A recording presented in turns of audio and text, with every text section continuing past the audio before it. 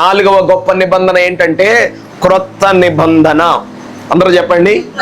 ఈ క్రొత్త నిబంధన ఏంటంటే పాపి అయిన మనుష్యుడు క్రీస్తు రక్తము ద్వారా పరిశుద్ధుడుగా మార్చబడటానికి అద్వితీయ కుమారుడైన యేసయ్యను ఈ లోకానికి పంపి రక్షణను నీకు ఉచితముగా ఇచ్చి ఆయన నూతన నిబంధన చేసి ఉన్నాడు.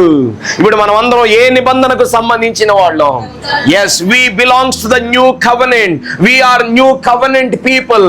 మనం క్రొత్త నిబంధన జనులమై ఉన్నాం. ఈ క్రొత్త నిబంధనకు నువ్వు ఎలా హక్కుదారుడు అయ్యావు అంటే యేసుని నువ్వు నమ్మడము ద్వారా, యేసు యందు నువ్వు విశ్వాసం ఉంచడము ద్వారా, యేసుడిని నీ దేవునిగా కలిగి ఉండడము ద్వారా మనమందరము క్రొత్త నిబంధన సంబంధులమయ్యాము.